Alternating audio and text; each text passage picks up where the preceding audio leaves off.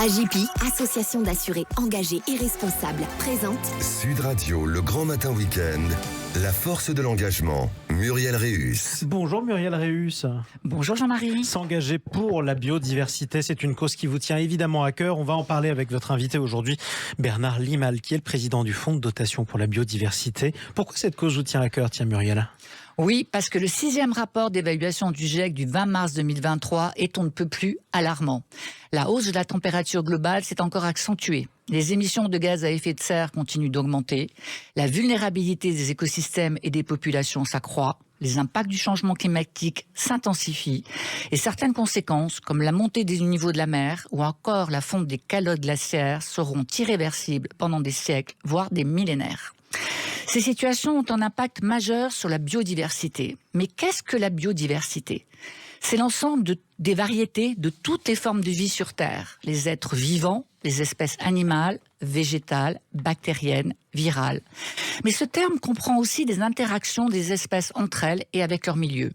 C'est-à-dire l'ensemble des écosystèmes dans lesquels elles vivent. Les forêts, les déserts, les mangroves, les récifs coralliens, les prairies, les zones humides, parmi tant d'autres. S'intéresser à la biodiversité, c'est comprendre pourquoi il est crucial de la préserver. C'est prendre en compte les interdépendances complexes au sein de la nature et la façon dont les organismes vivants interfèrent les uns avec les autres et avec leur environnement. C'est reconnaître son caractère essentiel pour notre planète et pour notre survie. C'est à Rio de Janeiro, en 1992, lors du sommet de la Terre, que pour la première fois, l'importance de la préservation de la biodiversité pour l'ensemble de l'humanité est reconnue. C'est aussi la première fois qu'une conférence mondiale admet l'existence du dérèglement climatique et la responsabilité humaine dans ce dérèglement. Oui, biodiversité et changement climatique sont étroitement liés. L'amplification des extrêmes de température, l'intensité des précipitations, la sévérité des sécheresses et l'augmentation en fréquence et en intensité des événements climatiques rares modifient les habitats naturels, désynchronisent les espèces interdépendantes, installent des déplacements et des disparitions d'animaux, favorisent l'apparition de maladies et de crises économiques et humanitaires. Plus de 3 milliards de personnes vivent dans des zones qui sont déjà vulnérables au changement climatique. Oui, les nombreuses activités humaines menacent l'équilibre fragile de la biodiversité. La seule déforestation et conversion des terres pour l'agriculture contribue à près de 23% des émissions humaines de gaz à effet de serre. Alors oui, les risques seront de plus en plus complexes, combinés en cascade et difficiles à gérer. Oui, ils vont s'aggraver avec l'augmentation du réchauffement dans toutes les régions du monde et surtout dans les plus exposées et vulnérables. Mais oui, un développement résilient est encore possible, à condition de mettre en œuvre des politiques d'adaptation au changement climatique, de protection de la biodiversité et des écosystèmes, de réduction rapide des émissions de gaz à effet de serre. Alors, décidons-nous vite et tous, parce que le plan Planète B n'existe pas. Exactement, et comme on en parle tout de suite avec votre invité Bernard Limal. Bonjour à vous. Bonjour. Et bienvenue à vous sur Sud Radio. Vous êtes le président du Fonds de dotation pour la biodiversité. Vous êtes l'invité de Muriel Réus. Bonjour Bernard. Bonjour Muriel. Alors, vous faites partie du panel d'experts du Fonds monétaire international et de la Banque mondiale. Vous êtes aussi membre de la commission interministérielle, autorité d'audit des fonds européens en France. Dans la foulée du Grenelle de l'environnement, en mars 2009, vous avez créé le Fonds de dotation en France pour la diversité. Alors, pourquoi cette création et pourquoi à ce moment-là précisément ? Bien, le Grenelle de l'environnement avait créé un élan en faveur de la biodiversité. Et cet élan, on a considéré qu'il fallait l'entretenir. Et donc, moi, je me suis effectivement investi dans cette initiative. Et il y avait aussi, dans le contexte de l'époque, une idée originale qui était sur la table, qui s'appelait Savio Logo, qui consistait à inviter les entreprises qui ont un logo comporte une espèce végétale ou animale, à aider à le préserver. Et puis, il y avait aussi une conviction, parce que moi, je considère que si la nature n'a pas besoin de l'homme, l'homme, lui, a besoin de la nature. Et que l'homme étant un être vivant, il fait partie de la biodiversité. Et faisant partie de la biodiversité, il faut qu'il trouve une place au sein de ce monde et qu'il respecte son environnement. Voilà. Alors, ce fonds de dotation a une particularité. Il s'adresse aux jeunes de moins de 25 ans et plus particulièrement aux collégiens et aux lycéens qui s'investissent dans les fonctions d'éco-délégués. Ces fonctions d'éco-délégués ont été créées par l'Éducation nationale pour sensibiliser les plus jeunes aux questions de développement durable et on remercie l'Éducation nationale. Alors, comment ça s'articule ? Quels sont les enjeux, les objectifs de votre programme qui s'appelle Programme Génération Diversité avec ces fonctions d'éco-délégués ? Comment tout cela se met en place ?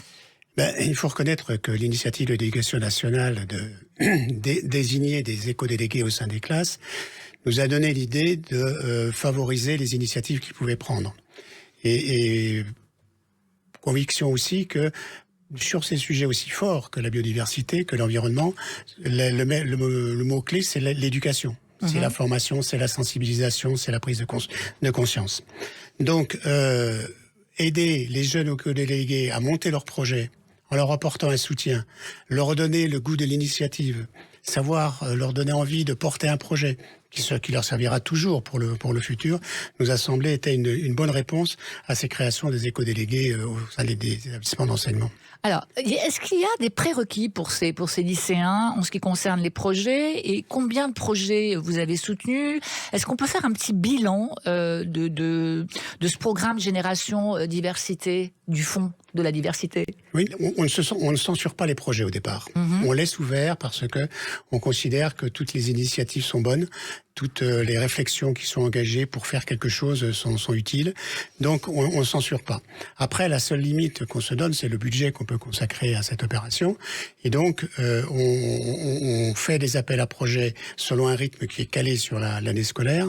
Et au cours du premier trimestre, on lance donc ces appels à projets pour que les éco-délégués ou d'autres groupes de jeunes, puisque c'est pas exclusif des établissements d'enseignement, puissent nous présenter leurs projets. Et puis, il y a un comité de sélection qui va dire, selon quelques critères. Premier critère, c'est la pertinence. Est-ce que ça correspond à cet objectif de préservation, de sensibilisation, d'éducation autour de la biodiversité ?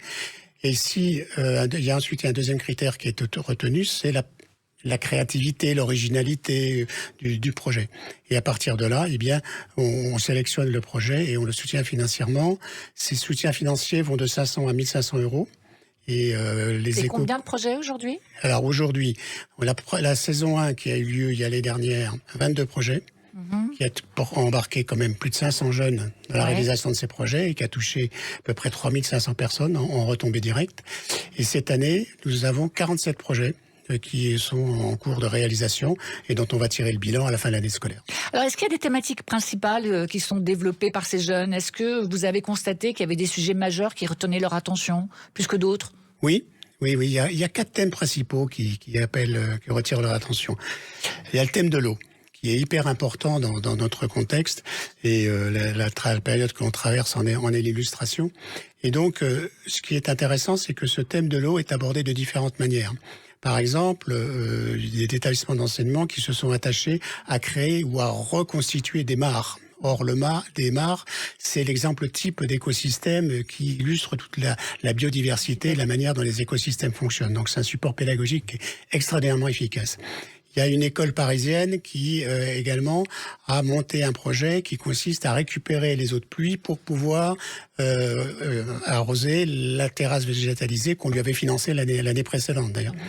Et puis il y a tout ce qui est la découverte du monde marin, de la mer, etc. Donc ce thème de l'eau est vraiment très très présent.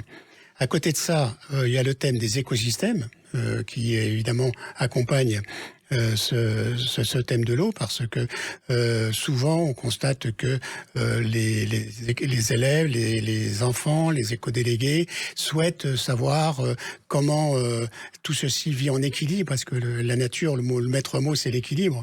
Et donc, et ce qui est caractéristique, c'est qu'on a des populations de classes qui sont en montagne, qui veulent découvrir le milieu marin, et on a une population de classes en milieu marin qui veulent découvrir la montagne, parce que ils connaissent pas donc la connaissance des écosystèmes est assez intéressante. Il y a l'alimentation, les circuits courts. Il y a une anecdote qui m'avait frappé au cours de l'année précédente. C'est que c'est un collège dans le centre de la France, dans le Cher, pour pas le localiser, donc un département rural, où un enseignant me disait que les élèves ne connaissaient pas, n'avaient jamais vu de vache. Ce qui semble surprenant, étonnant, Oui, alors qu'il quand même il consommait du lait et il savait pas d'où ça venait. Ça laisse songeur, non? Ça laisse songeur, oui. Donc ça veut dire qu'il y a beaucoup de travail à faire. Et donc sur l'alimentation, il y a des projets qui portent sur des jardins, sur des vergers, etc. Et puis l'arbre est la quatrième grande thématique. Alors, est-ce que vous les trouvez on a vu le rapport du GIEC tout à l'heure. Ouais. Tous les jours, on a des commentaires dramatiques sur l'environnement. On est assez stressé d'ailleurs par tout cela. Est-ce que les jeunes, vous les trouvez éco-stressés? Est-ce qu'ils se rendent bien compte de la situation, ou est-ce que finalement ils naviguent au-dessus de tout cela avec une ambition nouvelle, avec un regard nouveau?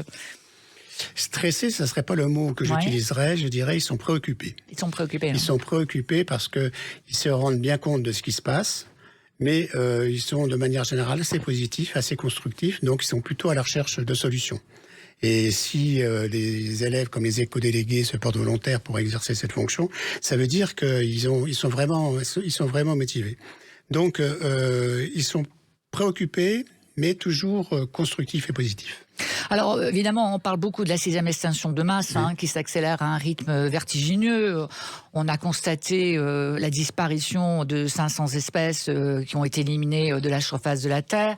Vous en pensez quoi, vous? Quelle est votre vision, puisque vous êtes tellement impliqué sur ce territoire de la biodiversité, et quelles sont les solutions pour le maintien et la préservation de cette biodiversité qui joue un rôle crucial dans la régulation du climat et pour notre futur et notre avenir?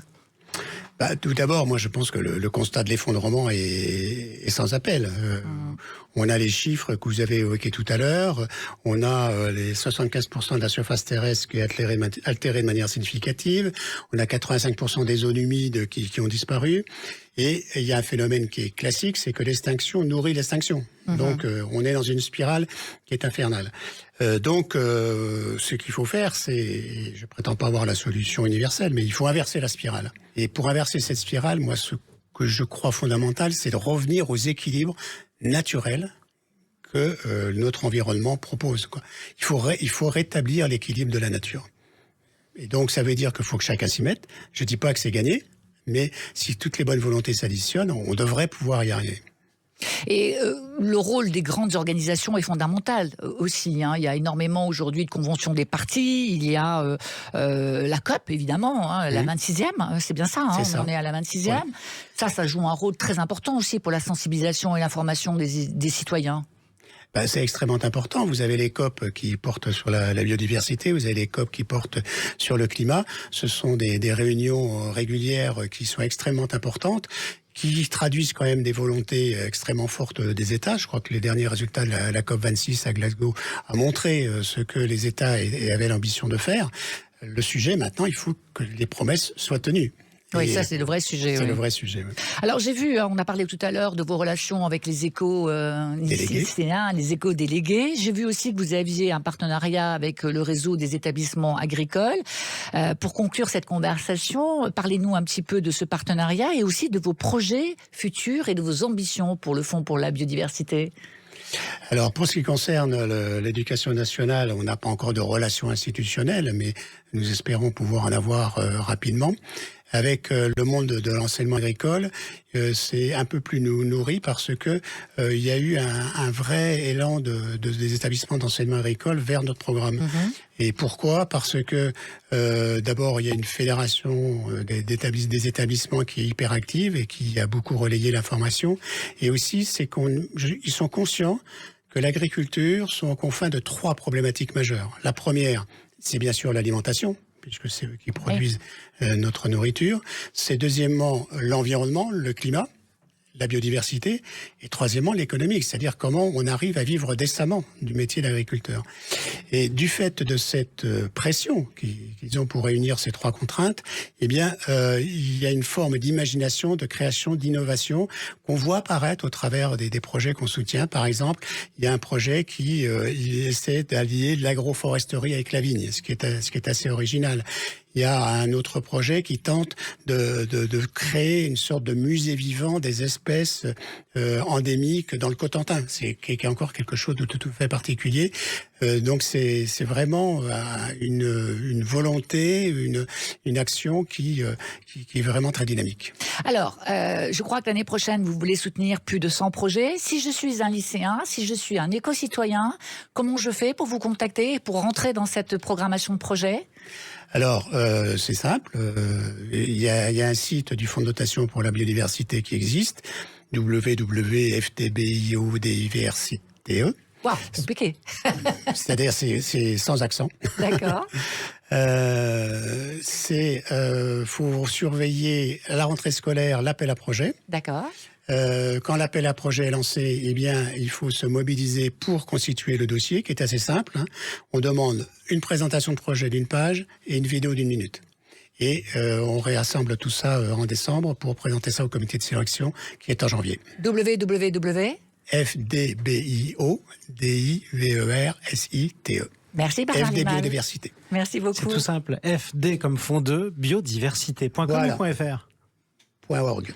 .org. Ben voilà, on y est. Merci à vous. Jean-Marie, merci C'est pour important cette de précision le préciser. importante. Merci à vous Bernard Limal, président du Fonds de dotation de la biodiversité. Merci à vous Muriel Réus. Merci Jean-Marie, à la On vous semaine prochaine. retrouve dimanche prochain avec le plus grand plaisir pour un nouveau numéro de la Force de l'engagement.